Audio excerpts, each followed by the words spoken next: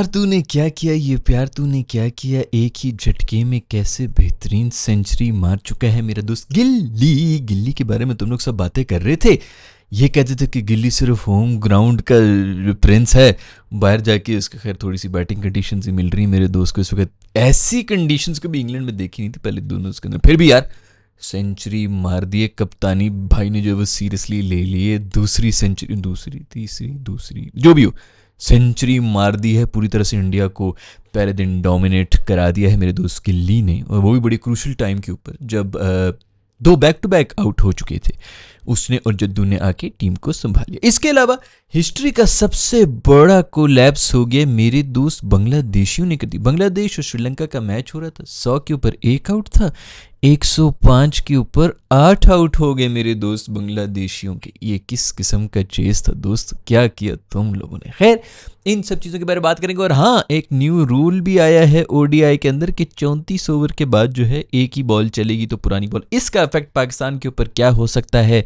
Middle order जो batters हैं उनके ऊपर क्या हो सकता है, इस सब के बारे में आज की इस जबरदस्त किस्म की एपिसोड में बात होगी। तो चलो भाई, सबसे पहले तो गिल्ली की सेंचुरी के बारे में बात करनी चाहिए। बेहतरीन इंडिया और इंग्लैंड का टेस्ट मैच हो रहा है, उसके अंदर पहला दिन था जिसके अंदर गिल्ली मेरे दोस्त गिल ने 100 रन मार के नॉट आउट नापैद खड़ा हुआ है। ये हिंदी के अंदर कहते हैं, आई डोंट इवन नो, 100 पे नापाद, इस तरह जो भी है, पाद खड़े में है वो।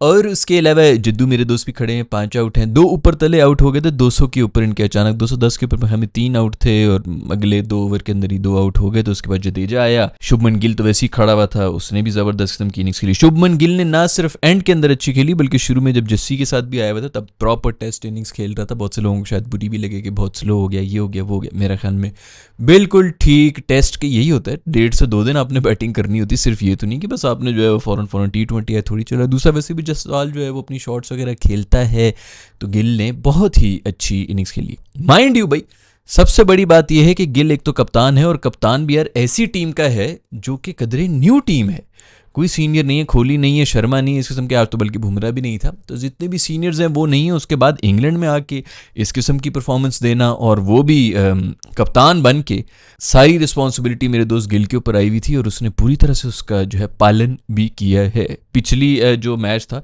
उसके अंदर भी इंडिया काफ़ी हद तक मेरा ख्याल में फील्डिंग की वजह से हार गया था, अदरवाइज इंडिया जो है वो टोटल कमांड में था। इतने कैचेस कोई 5-6 उन्होंने ड्रॉप किए थे। इस दफ़ा भी अगर कैचेस पकड़ लें तो इंडिया मेरे ख्याल में बिल्कुल गेम में आ चुका है। कार्स नमी एक बॉलर है जिसने कुछ बदतमीजी भी की थी गिल के साथ, जबान दिखा रहा है, उंगली भी दिखा रहा था, पता नहीं उसको जो है रनअप पे ही भागते हुए उसकी कंसंट्रेशन ख़राब करने की कोशिश की थी। और ये ज़बान दिखाना, ये उंगली दिखाना, हंसना खेलना, ये सब चीज़ें मेरे ख्याल में मेरे दोस्त कार्स ने जो है शोएब अख्तर की कोई इंस्टाग्राम पे रील देख ली थी, क्योंकि उसके अंदर वो इस किस्म की हरकतें किया करता था, और अब ये उसी को कॉपी करते हुए वही वो इस तरह सर्वर पे निशाने कर रहा होता था, यूं हाथ कर रहा होता था, आउट भी पता नहीं क्या कुछ कर रहा होता, रनअप के ऊपर खड़े होकर। तो उस किस्म की हरकत इसने भी करने की कोशिश की है। बोल दो भाई, किससे तुमने सीखा है? रेडी बहुत ही यार, ready are you not ready? International cricket के लिए रेडी नहीं मेरा दोस्त लगता है, टेस्ट मैच के लिए आके जो है बॉल उसने छोड़ दिया, अच्छी बॉल भी थी है, लेकिन फिर भी बेचारे ने छोड़ी, सीधी गिल्लियां उड़ गई, वहां पर प्रेशर आ गया था, लेकिन मेरे दोस्त गिल ने सब प्रेशर अपने ऊपर लिया और जबरदस्त किस्म की शतक जोड़कर उसने इंडिया को पूरी तरह से सेफ किया हुआ है। पंट मेरा दोस्त जो है 2 सेंचुरियां मार के बैठा हुआ था, फुल कॉन्फिडेंस में था, लेकिन आज इतनी कॉन्फिडेंट इनिंग्स लगी नहीं, अपने यूजुअल सेल्फ में था नहीं। पंटू जिस तरह आता है हर तरह की टांगों के बीच में से, सर के ऊपर से, पता नहीं हर जगह से चौके शौके मार के खेल रहा होता है, आज को थोड़ा ज़्यादा ही वो टिमिड किस्म की थोड़ी सी इनिंग्स खेल रहा था। बट खैर आई डोंट नो, उसका जब भी स्टाइल नहीं है मेरे ख्याल में, तो ठीक है यार, टेस्ट मैच को इसी तरह खेलना चाहिए, बट स्टिल कुछ ऑफ सा लगा, शायद कुछ चल रहा है, किसी बात से शायद नाराज़ है, गौतम गंभीर से कोई फड्डा हो गया, या सुनील गावस्कर ने आते आते जो है कान, वो सुनील गावस्कर बड़ा तेज़ है मुंह के ऊपर, वो उसको पता है जब मैं कैमरे में आ रहा हूँ तो वो फिर भी हरकतें करता है, वैसे वो पूरी फापा कुट नहीं है, उसने जरूर उसके कान के अंदर कोई ना कोई बात कर दी होगी, कोई इसको जो है ना वो फैट शेमिंग की है, कुछ किया है, मूड ऑफ था मेरे दोस्त पंटू का, ये खबर आएगी बाद में। टीम के बारे में बड़ी बातें हो रही थी, टीम अभी मुझे भी ये लग रहा है कि यार बहुत ज़्यादा ऑलराउंडर्स खिलाए हैं।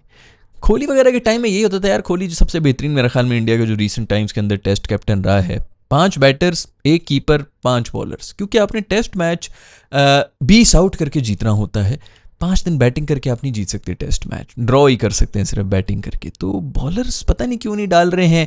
आज ही मुझे यह था कि यार कुलदीप को डालेंगे, अगर बुमराह को नहीं आप डाल रहे हैं, उसको भी नहीं डाला हुआ, उसकी जगह ऑलराउंडर्स भर दिए सारे। वैसे ये है कि टेल बिल्कुल ही जो है वो पैदल हुई हुई थी, और अभी भी ये तो इन्होंने खैर सेंचुरी मार दी, लेकिन टेल में पहुंच चुके हैं। इसके बाद जो है वो अभी भी बैटिंग काफ़ी बड़ी, वॉशिंगटन सुंदर वगैरह आ रहे हैं, तो एक किस्म का वो सेफ तो खेल रहे हैं, लेकिन मुझे फिर भी लगता है कि कोई ना कोई मतलब इस किस्म के बॉलर्स होने चाहिए थे। अभी 3 फुल टाइम बॉलर्स हैं मेरे ख्याल में, और 2-3 ऑलराउंडर हैं, तो 3 ऑलराउंडर थोड़े ज़्यादा हो गए हैं मुझे ये लग रहा है। लेकिन अभी तक तो फिलहाल प्लान उनका ठीक ही चल रहा है, बट मुझे ये लग रहा था कि कुलदीप को डालेंगे। और बुमराह के ऊपर बहुत डिबेट हो रही है कि बुमराह को इतना रेस्ट क्यों दे दिया, ये क्या हो गया। शास्त्री ने बड़ी सही किस्म की बात की, मतलब वैसे तो मैं बताऊंगा कि मेरा क्या ओपिनियन है इसके ऊपर, लेकिन शास्त्री ने बड़ी सही बात की। उसने ये कहा है कि यार 7 दिन का गैप मिला है पहले टेस्ट के बाद, उसके बाद बुमराह को रेस्ट कराना कोई तो समझ नहीं आती। ये जो बात है ना, इसके ऊपर आके मैं भी थोड़ा सो कि बाकी यार 7 दिन का रेस्ट मिले। मैं हमें पहला टेस्ट हाँ 5 दिन तो वो चला ही था, लेकिन ये है कि 7 दिन बड़ा रेस्ट होता है यार एक इंटरनेशनल एथलीट के लिए।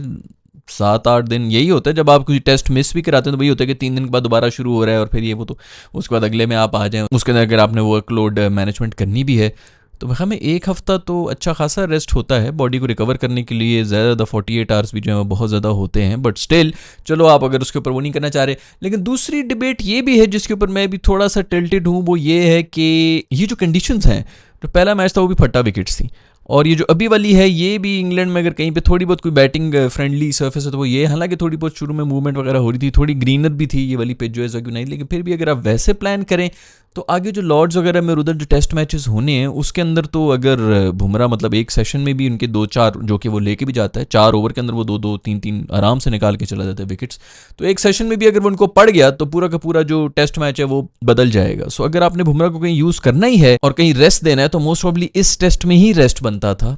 आगे शायद मोस्ट प्रॉब्ली 2 जो टेस्ट होंगे उसके अंदर उसको खिलाएंगे लगातार, और फिर देखेंगे कि अगर तो मतलब ज़रूरत हुई तो फिर आखिरी वाले में भी उसको डालेंगे। लेकिन फिर ये बात भी है कि 1-0 डाउन है, अगर ये वाला इंडिया हार जाता है तो फिर थोड़ा मसला भी बन जाएगा कि 2-0 से फिर वापस आना।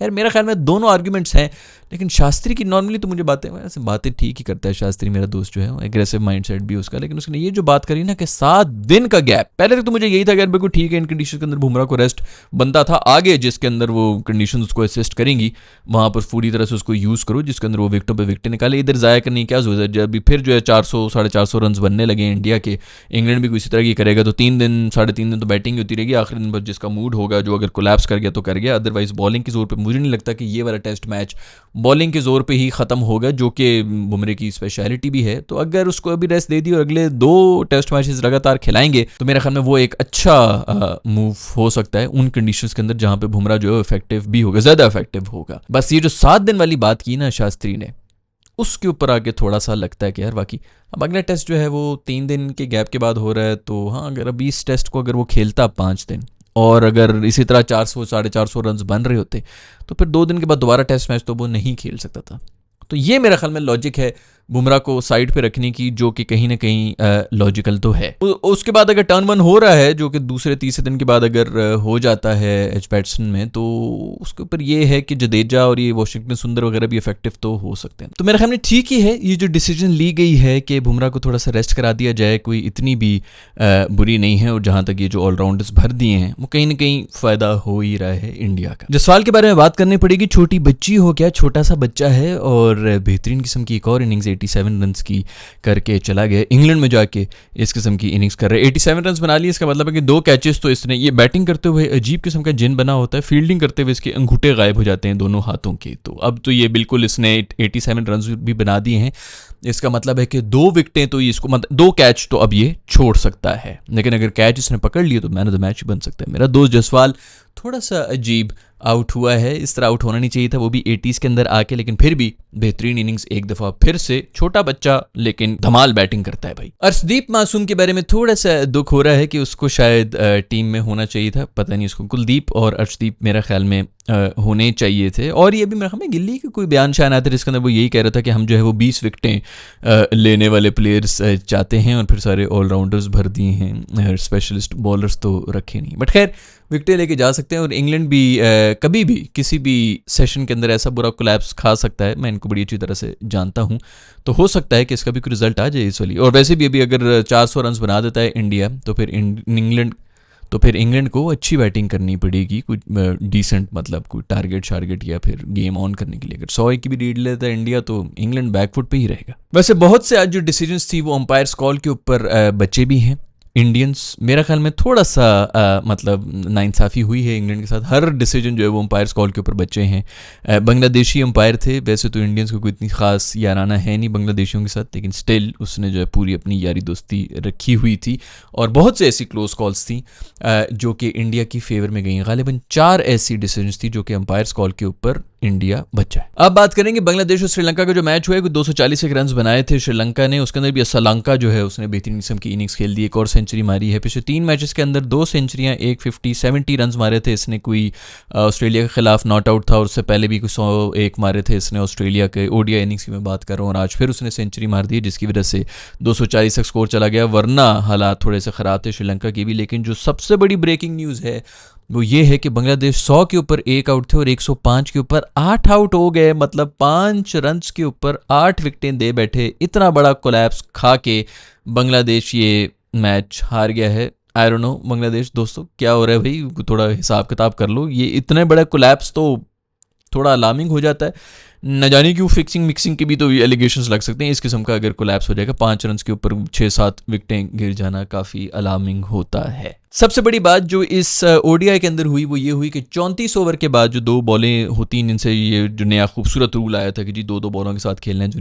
मतलब दोनों बॉलें पुरानी नहीं होती, 25-25 ओवर पुरानी ही बॉलें होती हैं। 50 ओवर तक अपनी तरफ से बड़ा इंटरेस्टिंग बनाने की उन्होंने कोशिश की थी। बस बॉलर जो है पिटते ही रहते हैं, जैसे T20 आई के अंदर पिटते रहते हैं, उसके अंदर 50 ओवर्स आप उनकी कुट देखते रहें कि जी बस तुम मारते जाओ तो जी जलील होते जाओ। अब वो रूल चेंज हो गया। 34 ओवर्स के बाद जो है एक बॉल आप रखेंगे, जो मतलब पुरानी बॉल जो हुई हुई होती उसी को आप फिर यूज़ करेंगे। तो आज वो इम्प्लीमेंट हुआ है वो रूल इस मैच के अंदर, और इससे जो भी आपके मिडिल ऑर्डर के जितने भी बैटर्स होते हैं उनकी परफॉर्मेंस के ऊपर बड़ा फ़र्क आना शुरू हो जाएगा। क्योंकि मिडिल ऑर्डर जो स्पेशलाइज्ड किस्म की वो बैटिंग किया करते थे, अब दूसरी तरह के आपको प्लेयर्स चाहिए होंगे, दूसरी तरह की इनिंग्स उनको खेलनी पड़ेगी। थोड़ा सा और मुश्किल कंडीशंस हो जाएंगी अब मिडिल ऑर्डर के लिए। सवाल ये पैदा होता है कि पाकिस्तान के पास तो वैसे ही मिडिल ऑर्डर में कोई नहीं होते थे, अब क्या ये हमारे लिए अच्छा है कि बुरा है? मेरे ख्याल में हमारे लिए अच्छा है, क्योंकि बाकी जितनी भी टीम्स थी उन्होंने तो कोड क्रैक कर लिया था भाई। उनको तो पता था कि हमने क्या करना है, क्या नहीं करना, किस तरह की इनिंग्स खेलनी है। सिर्फ हम लोग ही थे जिनको मिडिल ऑर्डर के ऐसे कोई स्पेशलाइज्ड किस्म के बैटर्स मिल ही नहीं रहे थे। तो मेरे ख्याल में हम तो उसी तरह अब नए तरीके से जो है, जो भी हमारा जो रेलू कट्टा जो भी निज़ाम चल रहा था, हम उसी तरह करेंगे। जो स्पेशलाइज इतने सालों से जो है काम कर रहे थे और आगे फ्यूचर के लिए भी ऐसे मिडिल ऑर्डर स्पेशलिस्ट बैट्समैन बना रहे थे, जो बड़ी बड़ी टीमें जो बड़ी सोचती हैं, उनके लिए मसला बन गया कि अब वो क्या सोचेंगे। हम, मुझे लग रहा है कि हमें फ़ायदा ही हो गया, क्योंकि हमारे पास कोई सोल्यूशन तो था नहीं। अब वो मसला ही ख़त्म हो गया, अब कोई और मसले आ चुके हैं, तो सबके लिए ही आ गए हैं। क्या पता हमारे पास नेचुरली उसके लिए बैठे हों। वैसे ही हमारे सारे टॉप ऑर्डर के ही होते हैं, लेकिन अब तो टॉप ऑर्डर अब तो और ज़्यादा मुश्किल हो जाएगा, क्योंकि पहले तो फिर भी न्यू बॉल होती थी। मेरे ख्याल में तो ये शायद हमारे लिए और ज़्यादा मुश्किल हो गया। आप इस बारे में क्या कहते हैं? मुझे तो अभी ये बताते हुए ख्याल आया कि भाई हमारे तो लसन लगने लगे। खैर भाई, ये हैं खबरें क्रिकेट की दुनिया से। डे 1 हो चुका है इंग्लैंड और इंडिया का। आप लोग बताएं क्या हुआ? गिल की इनिंग्स के बारे में बताएं, बुमराह को खेलना चाहिए था कि नहीं खेलना चाहिए था उसके बारे में बताएं।